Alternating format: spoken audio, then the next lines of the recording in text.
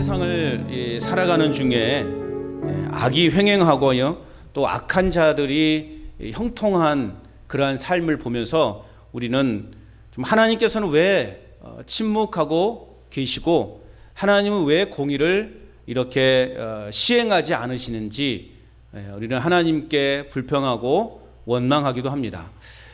심지어는 하나님께서는 정말 살아계시는가 라고 하는 그러한 의구심을 갖기도 하지요. 여러분, 그러나 그것은 그렇게 말하고 그렇게 고백하는 사람들은 하나님의 지체하시는 은혜를 깨닫지 못하기 때문이다 라고 그렇게 말씀을 드릴 수 있습니다. 하나님의 지체하시는 은혜. 만약 하나님께서 지체함이 없이 하나님 당신의 그 공의를 이 땅에 실현한다면 과연 우리가 하나님의 그 심판 앞에서 살아남을 사람이 몇이나 될까요? 하나님이 바로 우리의 죄악에 대해서 바로 심판하신다면 과연 우리는 살아남을 수 있는 것인가? 나 자신 있게 나 살아남을 수 있다라고 그렇게 고백하시는 분 계셔요? 하나님이 지체하지 않고 심판하신다면 이 땅에 살아남을 사람은 아무도 없을 거예요. 하나님의 그 오래 참으심과 지체하심이 있었기 때문에 우리에게까지 구원의 은혜와 영생의 축복이 주어진 줄로 믿습니다. 그 하나님의 지체하심의 은혜가 오늘도 우리를 이곳에 있게 하는 것이고 또 우리로 하여금 소망을 가지고 살아가게 한다는 것이죠. 더 많은 자들이 그 은혜와 축복을 받아 누리게 된다는 것입니다. 아니, 더 나아가서 이제 우리는 이보다 더 많은 사람들이 구원의 은혜와 영생의 그 축복을 누릴 수 있도록 오늘 우리는 이제 천국과 지옥이라고 하는 이 복음을 전하는 일에 힘써야 된다라는 것을 여러분 잊지 마시기 바랍니다. 자, 그런 의미에서 오늘 본문을 통해 우리는 그리스도인으로서 살아가는 우리의 일상의 삶이 어떠해야 되는가를 구체적으로 함께 살펴보고자 합니다. 그러기에 앞서 오늘 본문은 이제 6번째 나팔 재앙과 7번째 나팔 재앙 사이에 있는 삽입된 내용이에요. 그리고 계시된, 예고된 계시다라고 그렇게 말씀을 드릴 수 있어요. 계속되는 이 심판의 예언은 결국 요한계시록을 아주 무서운 공포 영화의 장면으로 이렇게 인식할 수도 있다라는 거죠. 그런데 이러한 삽입된 내용들이 있음으로 인해서 그러한 두려움을 이게 막아주고 그러한 두려움 막아주는 역할을 하게 되고 또 우리에게 소망을 갖도록 하는 역할을 하는 것이 이러한 삽입된 내용이고 예고된 계시라는 것이죠. 우리가 앞에서도요, 7인 심판을 예고하실 때도 6번째 인과 7번째 인 사이에 뭐가 있었냐면 요한계시록 7장에 보면 입맞은 14만 4천을 우리가 배웠어요. 기억나신가요? 입맞은 14만 4천. 그 입맞은 14만 4천이 삽입되어 있음으로 인해서 오늘 우리에게 구원의 희망을 보이게 했다라는 거죠. 계속되는 심판의 내용이 또 가면 갈수록 그 강도, 심판의 강도가 심해지면서 사람들은 이제 그 두려움에 그냥 요한계시록 자체를 멀리하게 되는 두려운 공포 영화와 같은 그러한 책으로 치부하기 쉬운데 하나님은 그런 생각이 들기 전에 이러한 삽입된 내용을 통해서 이제 우리에게 다시 한번 새로운 소망의 빛을 비춰주게 되는 것입니다. 자, 그런 면에서 오늘 우리가 읽은 10장과 또 이제 다음 주에 살펴볼 이 11장은 마지막 7번째 나팔 재앙을 남겨둔 시점에서 삽입된 내용, 예고된 계시다라고 그렇게 여러분 이해하고 있으면 되는 것입니다. 자, 그래서 하나님의 공의와 심판을 앞둔 시점에서 이제 6번째 이 나팔 재앙보다 또 7번째 이 나팔 재앙은 더 그 강도가 세져요. 그 7번째 심판을 앞둔 시점에서 오늘 우리 그리스도인들은 어떻게 살아가야 되는가? 그리스도인으로서 우리의 일상의 삶을 어떻게 살아가야 되는가를 우리는 이제 오늘 본문을 통해서 함께 살펴보고자 하는 것이에요. 자, 그리스도인으로 살아가는 우리의 일상 어떤 모습이어야 될까? 첫째는 하나님의 말씀을 들어야 합니다. 하나님 말씀을 어떻게 해야 된다고요? 들어야 한다는 거죠. 자, 1절에 있는 말씀을 같이 읽어보겠습니다. 1절 시작. 내가 또 보니 힘센 다른 천사가 구름을 입고 하늘에서 내려오는데 그 머리 위에 무지개가 있고 그 얼굴은 해같고 그 발은 불기둥 같으며. 자, 오늘 요한은 오늘 본문에 있는 것처럼 머리 위에 무지개가 둘려 있고 그 얼굴은 해와 같고 발은 불기둥과 같은 힘센 다른 천사가 구름에 쌓여서 하늘에서 내려오는 것을 보게 됩니다. 여기서 우리가 주목해야 될 것은 힘센 다른 천사. 여러분, 힘센 다른 천사는 말 그대로 매우 강력한 힘을 가진 천사입니다. 자, 그렇다면 이 힘센 천사는 누구를 가리키는 것인가? 매우 강력한 힘을 가진 이 힘센 천사는 누구를 가리키는 것일까? 우리가 일반적으로 생각할 때 언뜻 보면 예수님이시다, 그렇게 생각할 수 있어요. 예수님을 묘사하는 것 같아요. 근데 여러분 기억해야 될 것은 성경에서는 예수님을 천사로 묘사하는 곳은 단 한 군데도 없다라는 거. 그렇기 때문에 여기서 힘센 천사를 예수님으로 본다라는 것은 조금 무리가 있다라는 거죠. 또 특별히 누구보다도 예수님에 대해서 잘 알고 있는 이 사도 요한으로서는 예수님을 굳이 천사로 표현할 필요가 없었던 거예요. 그렇기 때문에 여기서 나와 있는 이 힘센 천사를 예수님으로 본다는 것은 조금 무리가 있다. 자, 그러한 점에서 오늘 이 힘센 천사는 하나님의 최측근에서 막강한 힘을 가진 천사로 이해하면 되는 거예요. 또 그리스도의 권세를 위임받은 천사로 우리가 이렇게 보면 힘센 천사에 대해서 잘 이해하고 있는 것이라 말씀드릴 수 있어요. 즉 하나님의 부르심을 받고 하나님의 일을 시중 들기 위해 보냄을 받은 천사다라고 그렇게 이해하시면 돼요. 그런데 오늘 여기서 우리가 또 좀 생각해 봐야 될 것은 오늘 1절에 표현하고 있는 것처럼 구름을 입고 그 머리 위에 무지개가 있고 그 얼굴은 해 같고 그 발은 불기둥 같으며, 자, 이런 묘사들을 볼 때 우리는 하나의 어떠한 이 장면의 단어에 이렇게 머물러 있어서는 안 되는 거예요. 예를 들어서 이 천사를 그리스도나 하나님이나 가브리엘이나 라는 하나의 어떤 캐릭터에 우리가 집중하기보다는 여기서 힘센 천사가 누구냐 그걸 연구하고 아니다, 이 사람이다, 얘다 그렇게 우리가 머물러 있는 것이 아니라 우리는 넓게 볼 수 있어야 돼요. 그 캐릭터 하나에 집중하는 것보다 이러한 여러 가지 모습들을 조합을 통하여 힘센 천사의 역할이 무엇인가에 집중하면 되는 거예요. 즉 하나님의 구속적 메시지를 대신하는 의미 있는 역할을 하는 천사로 그냥 이해하면 되는 거예요. 힘센 천사가 누구냐? 예수님이다, 아니다, 가브리엘이다, 아니다, 그런 걸 따지기에 앞서서 우리가 그런 것에 여러분 성경에 매여 있으면 안 돼요. 힘센 천사가 누구인지 뭐가 중요합니까? 이 힘센 천사가 무슨 일을 하는가가 중요하죠. 한마디로 말하면 하나님의 구속적 메시지를 대신하는 의미 있는 역할을 하는 천사로 보는 것이죠. 그래서 이 천사는 구체적으로 어떤 사역을 하는가? 그렇다면 2절 말씀 같이 읽어봅니다. 2절 시작. 그 손에는 펴놓은 작은 두루마리를 들고 그 오른발은 바다를 밟고 왼발은 땅을 밟고, 자, 봉인되어 있었던 이 두루마리 책을 어린 양이 떼셨죠. 그 떼어진 그 두루마리를 손에 들고 있었습니다. 그리고 오른발은 어디를 밟고 있었어요? 바다를 밟고 있었고 왼발은 어디를 밟고 있었어요? 땅을 밟고 있었어요. 자, 바다와 땅, 이것은요 온 세계를 의미하는 거예요. 그렇기 때문에 천사가 두 발로 한 발은 바다를 밟고 있고 한 발은 땅을 밟고 있다라고 하는 그 의미는 뭐냐? 그가 온 세계를 발로 밟고 있다라고 하는 거예요. 그리고 이러한 힘센 천사를 통해 전달되는 메시지가 온 세계를 향한 것이라는 것을 알 수 있습니다.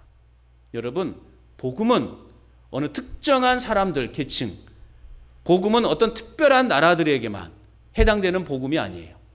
복음은 온 세계 모든 열방에게 전해져야 될 복음인 것입니다.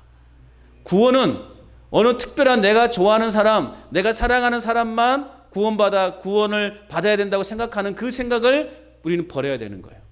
구원은 모든 사람에게 열려 있는 거예요.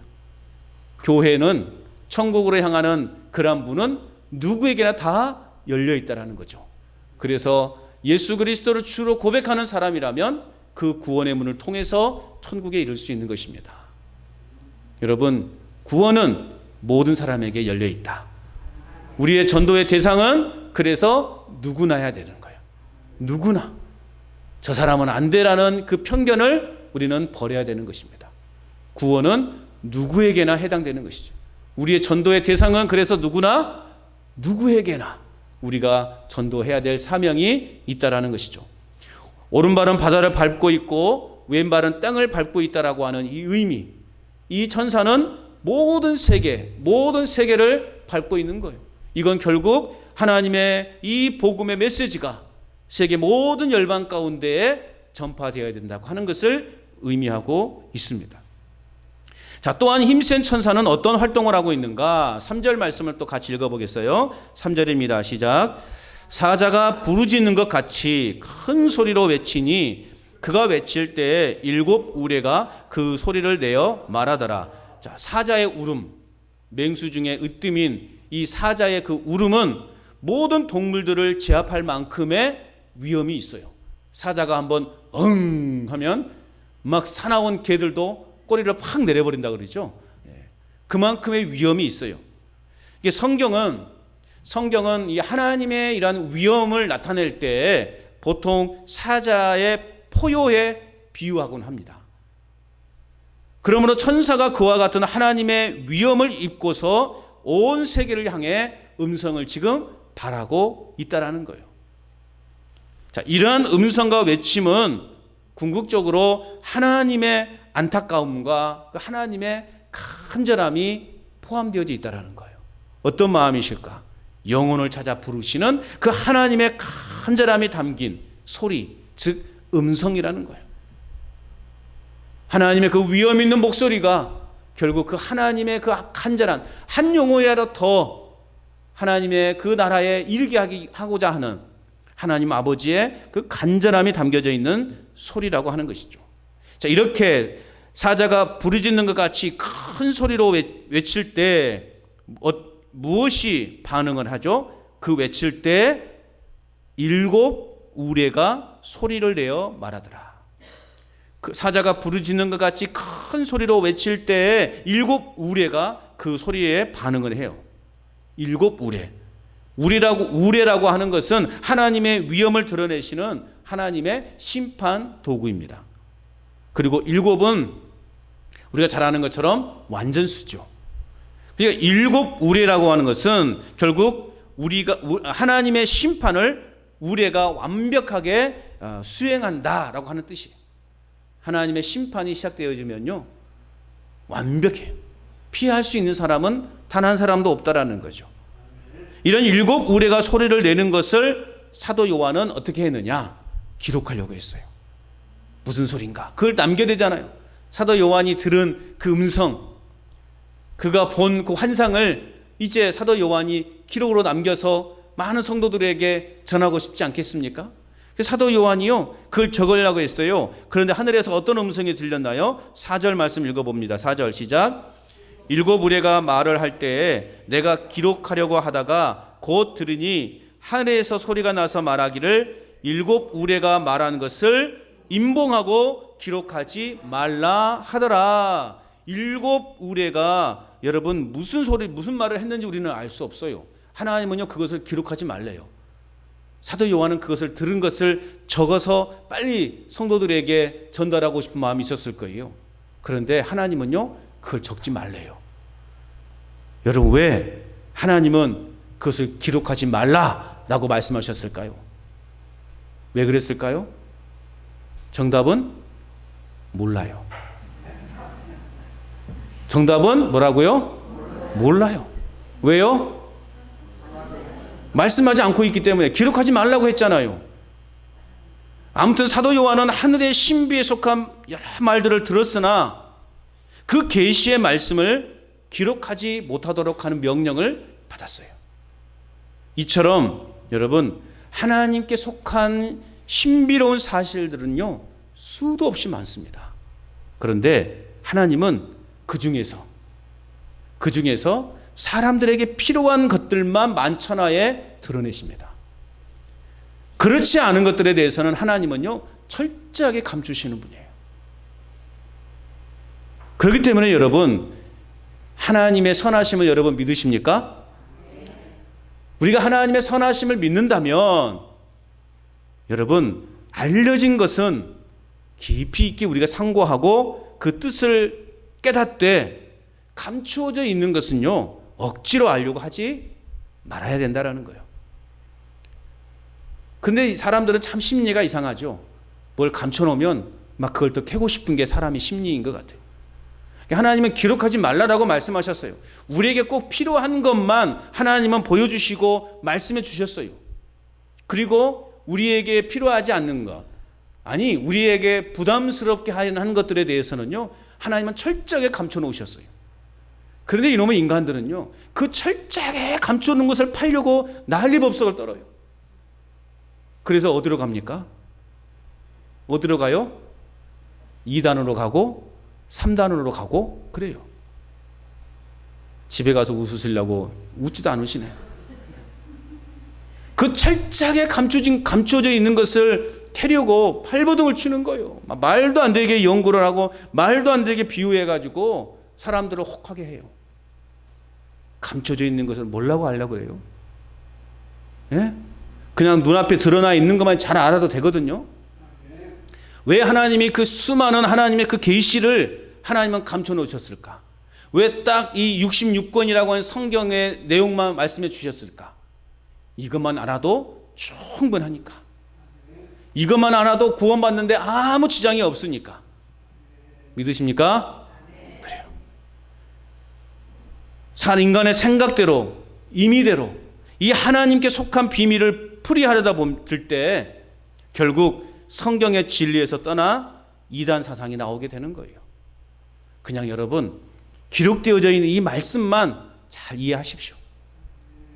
기록되어져 있는 이 말씀만, 그 하나님께서는 가리고 가려서 이 정도면 충분하겠다라고 말씀 생각하셔서 이걸 계시해 놓으신 거예요. 나머지 것은 철저하게 감춰 놓으셨다는 거예요.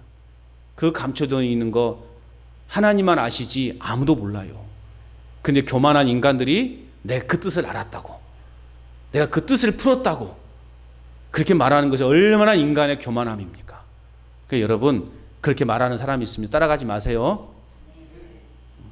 우리 교회는요, 그나마 감사한 게 뭐냐면요, 요놈의 이단들은요, 어르신들은 접근을 안 해.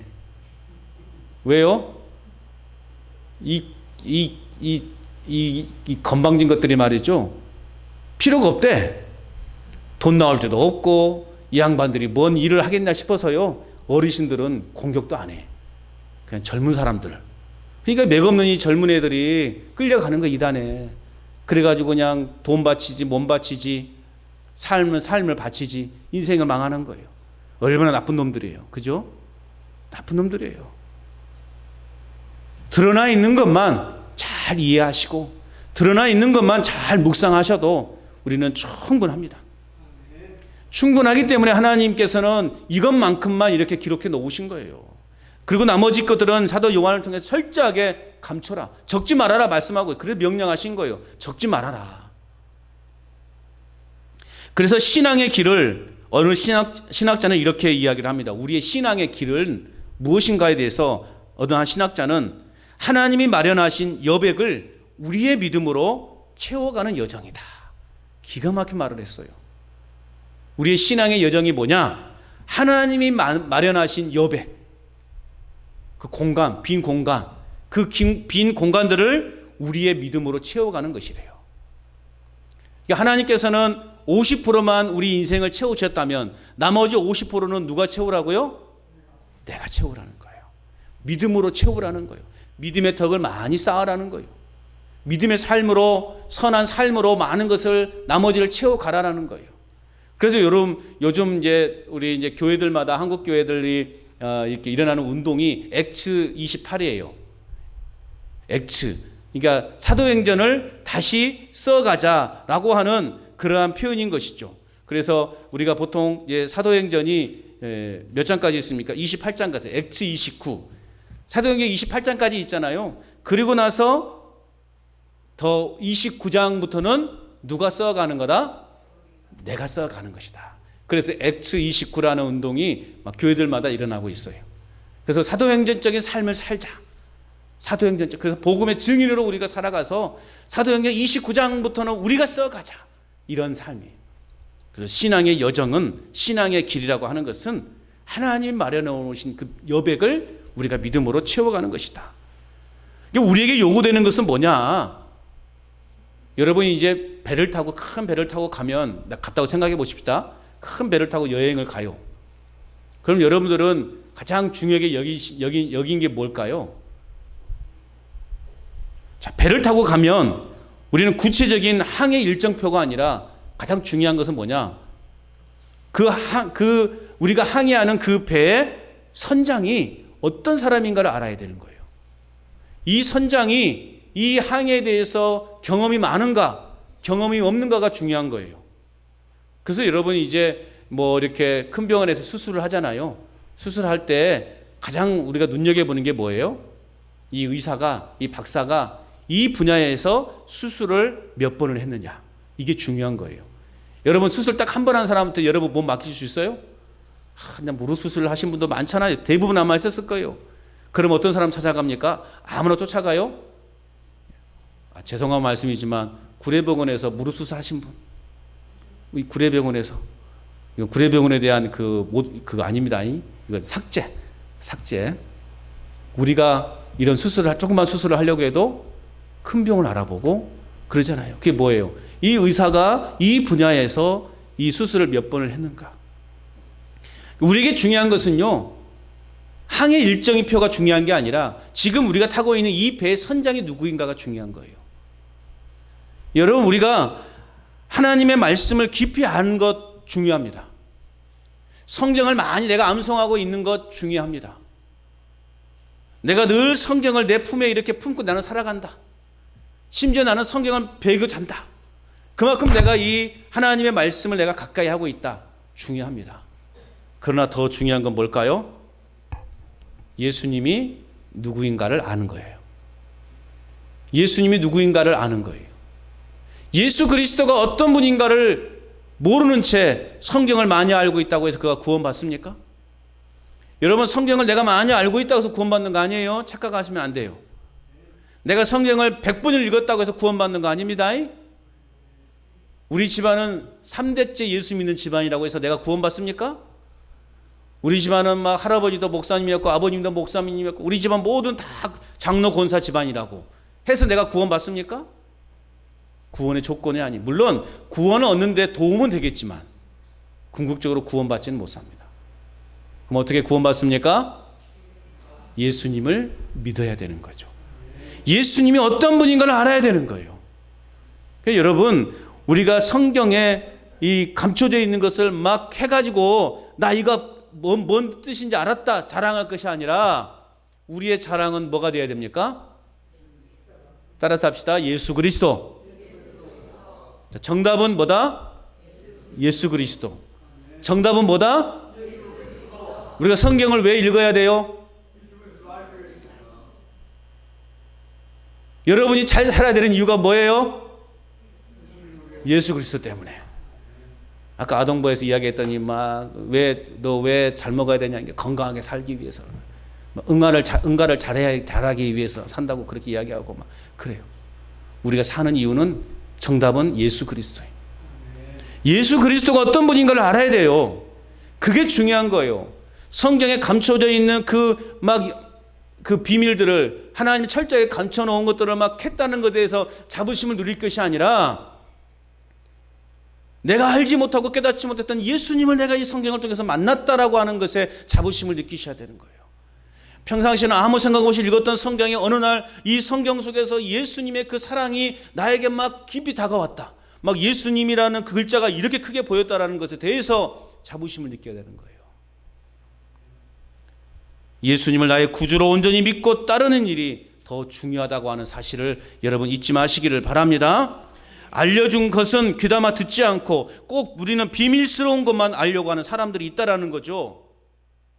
요한계시록만 강조하는 경우도 이단에 속하는 것이라는 것을 잊지 말아야 되는 것입니다. 자, 그렇다면 왜 또 다시 질문으로 들어와서 왜 그렇다면 하나님은 기록하지 말라라고 하셨을까? 왜 기록하지 말라라고 했어요? 알아요, 몰라요? 알고 싶지 않으십니까? 알고 싶잖아요. 그래서 제가 알려드리려고 그래요. 여러분들이 정 알고 싶다면 제가 알려드리려고 합니다. 왜 사도 요한이 본 것을 들은 것을 하나님은 기록하지 말라라고 하셨을까? 그래도 알고 싶다 그러면 제가 말씀드리려고 그래요. 이유는 오직 하나님만이 이 모든 심판의 주도권을 가지고 계시다는 사실을 보여주기 위함이라는 거예요.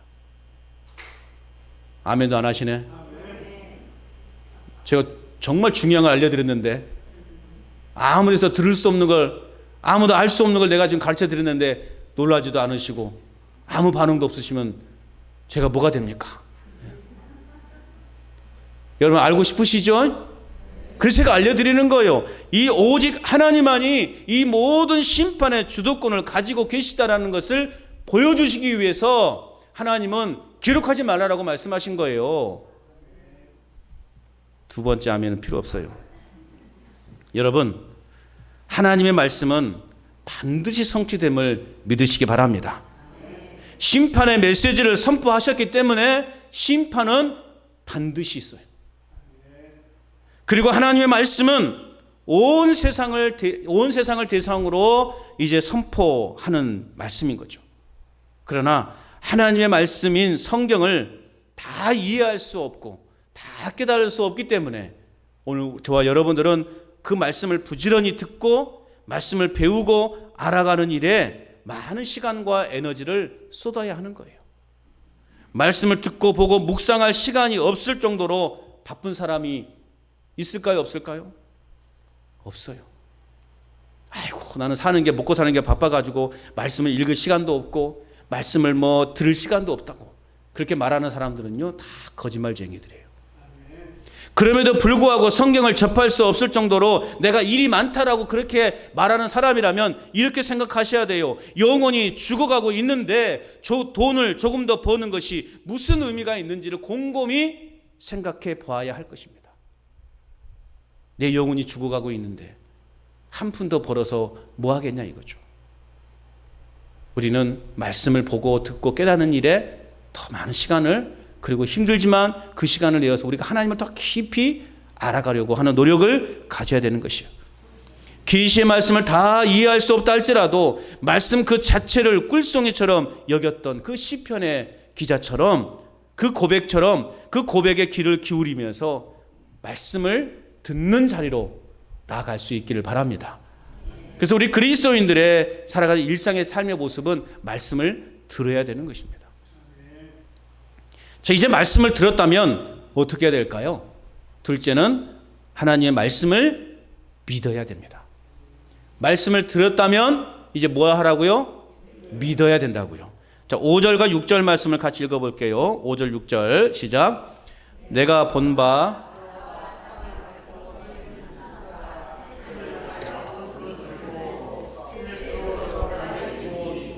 하늘과 그 가운데 있는 물건이며 땅과 그 가운데 있는 물건이며 바다와 그 가운데 있는 물건을 창조하신 이를 가리켜 맹세하여 이르되 지체하지 아니하리니. 자, 하늘을 향해 오른손을 들고 있다라고 하는 것은 무엇을 말하는 거예요?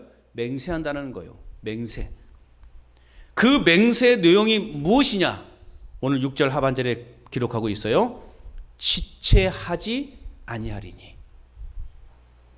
때가 되면 지체하지 아니하시고 반드시 영원한 하나님의 나라의 도래를 이루시겠다라고 하는 의미인 것입니다.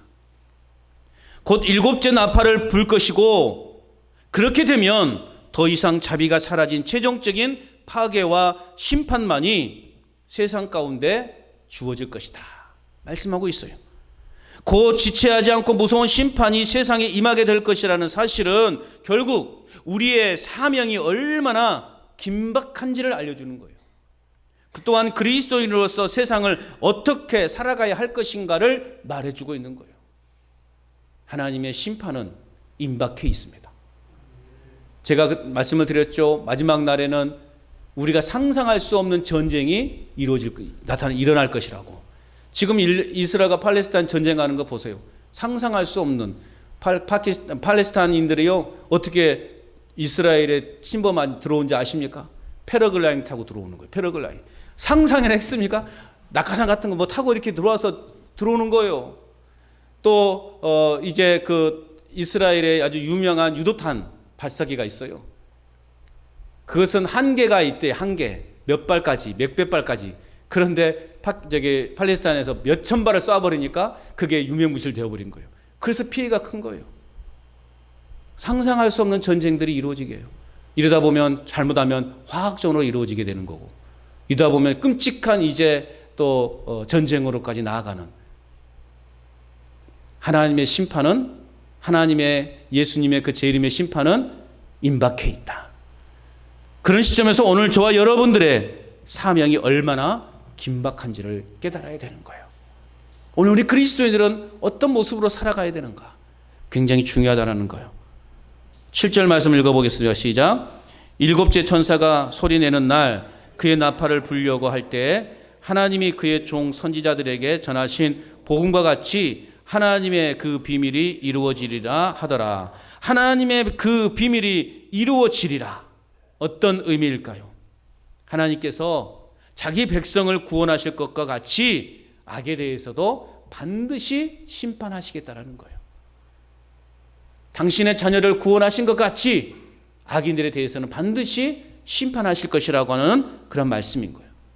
앞으로 닥칠 재앙들과 최후의 심판은 반드시 성취될 것임을 천사는 맹세로서 지금 선언하고 있는 것입니다. 그렇기 때문에 오늘 우리는 복음의 비밀이 반드시 이루어질 것이며 또 복음에서 약속된 영원한 나라가 임할 것임을 확신하며 믿음으로 살아가야 하는 것입니다. 여러분, 무엇보다도 믿음이 우리 인생의 기초가 되어야 돼요. 믿음이 밑바탕에 깔리지 않으면 모든 것이 다 요상하게 가버려요. 여러분, 하나님의 말씀을 믿고 하나님의 말씀에 대한 신뢰가 우리의 바탕에 깔리지 않으면요, 성경에 나와 있는 이 모든 것들이 허무맹랑한 이야기에 불과하다는 거예요. 그러나 우리는 믿음이라는 것이 우리 안에 있고 믿음이라는 것이 내 인생에 깔려 있기 때문에 이 말씀이 믿어지는 것이고 이 말씀을 신뢰하게 되는 것입니다.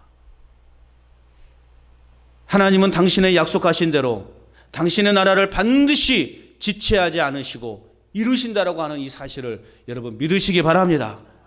그러므로 환난이 많고 근심이 많은 세상 속에서 우리가 살아가고 있지만 이 땅의 것들을 바라보면서 낙심하고 실망하는 인생이 아니라 영원한 나라를 우리가 기대하며 하루하루 말씀에 순종하며 그때를 소망중에 기다리며 살아가는 저와 여러분이 될 수 있기를 바랍니다.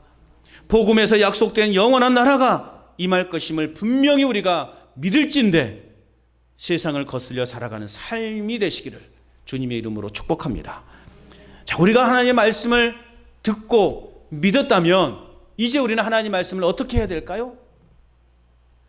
답이 딱 나와 있는데 우리가 말씀을 듣고 그 말씀을 믿었다면 이제 그 말씀을 어떻게 해야 될까요? 말씀을 전해야 되겠죠. 그리스도인으로 살아가는 우리의 일상의 삶, 세 번째 모습은 하나님의 말씀을 전해야 하는 것입니다.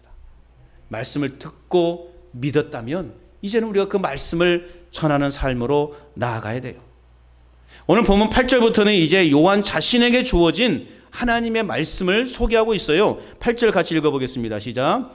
하늘에서 나서 내게 들리던 음성이 또 내게 말하여 이르되 내가 가서 바다와 땅을 밟고 서 있는 천사의 손에 펴놓은 두루마리를 가지라 하기로. 자, 이제 그 펴진 두루마리 책은 천사의 손에서 누구에게로 옮겨져요?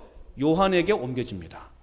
하나님 나라의 오심에 대한 선포를 이제 요한에게 위임한다라는 뜻이에요. 9절 10절 또 읽어보겠어요. 시작.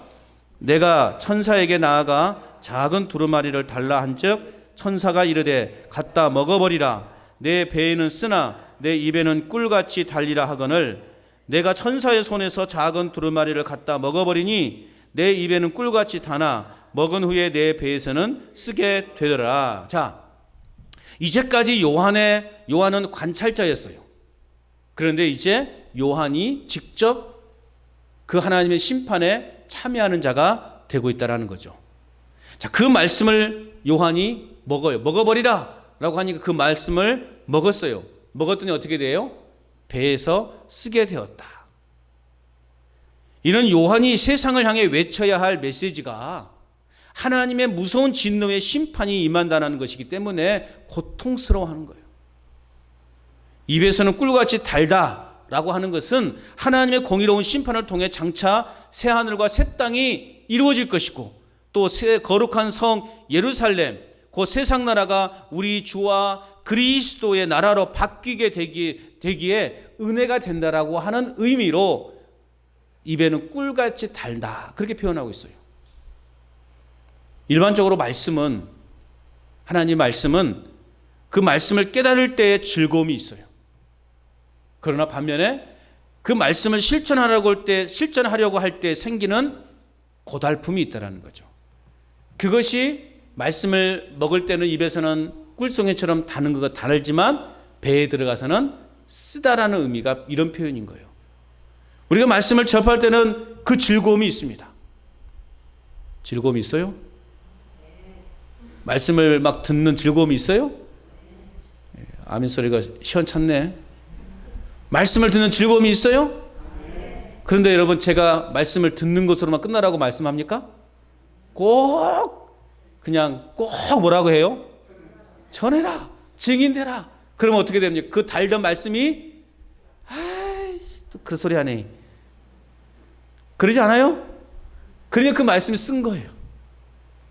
들을 때는 참 좋아요. 나에게 축복을 주는 메시지를 막 전해주고 막 이런 말씀 주니까 너무 좋아. 그런데 꼭 그냥 거기서 끝냈으면 좋겠는데 거기서 안 끝낸단 말이죠. 그 말씀대로 사십시오. 그러니까 이제 부담이 되는 거예요. 그러니까 말씀이 이제 배에서는 쓴 거예요. 참 쉽죠?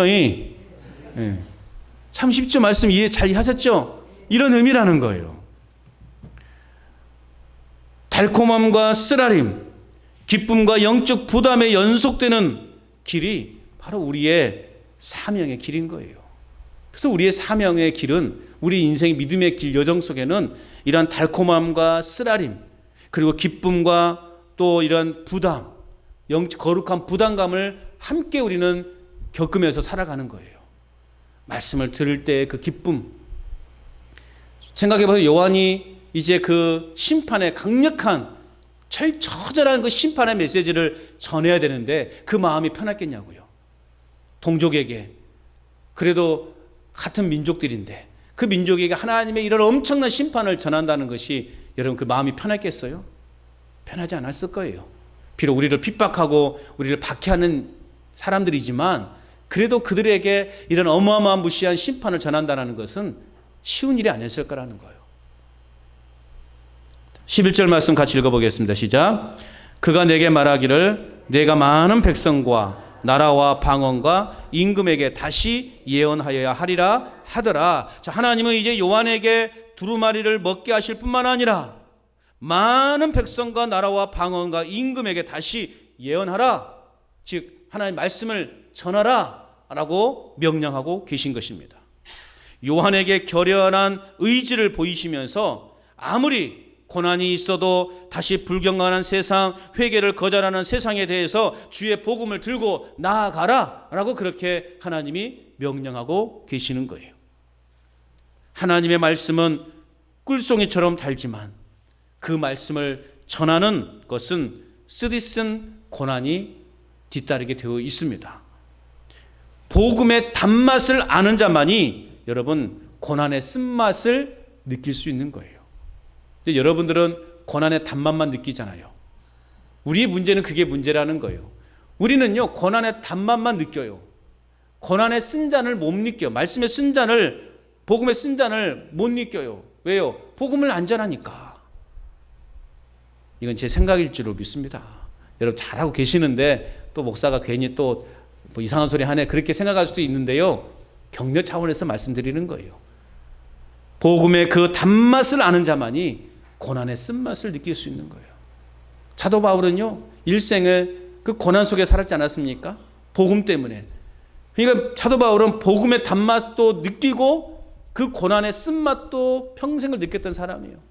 그래서 그는 어떤 상황 속에서라도 하나님의 복음의 증인으로 살 수 있었던 거예요. 내가 사나 죽으나 나는 오직 예수 그리스도를 위해서만 살겠다라고 그렇게 고백할 수 있었던 것입니다. 여러분, 복음을 전하되 상한 마음과 애통하는 마음을 갖고 무엇보다 포기하지 않는 자세로 하나님 말씀을 전하는 삶을 살아가시기를 바랍니다. 말씀대로 살아가고 말씀을 전할 때 쓰디쓴 고통이 따르는 것이 당연한 것인데 나는 과연 말씀의 이 쓴맛을 경험하며 살아가고 있는가? 스스로가 점검해 봐야 됩니다. 말씀의 쓴맛을 여러분 삶에서 경험해 보시기 바랍니다. 복된 길이에요, 그 길이. 말씀을 소화했다는 가장 큰 증거 중에 하나가 뭐냐? 복음을 전파하고 싶은 마음을 가지고 복음 전파에 관심을 기울이는 거예요. 말씀을 먹는 이유가 뭐예요? 영적인 힘을 기르는 거예요. 그래서 담대하게 복음을 전하는 일에 나아갈 수 있는 것입니다. 말씀을 듣고 믿었다면 뭐 하라고요? 전해야 되는 것입니다. 복음 전파하는 삶이 쉽지 않은 삶이기는 해요. 사실 우리가 복음을 전하며 살아간다는 것이 쉬운 일이 아니에요. 듣는 것은 달지만 소화하는 것은 쓰다는 말이 맞아요.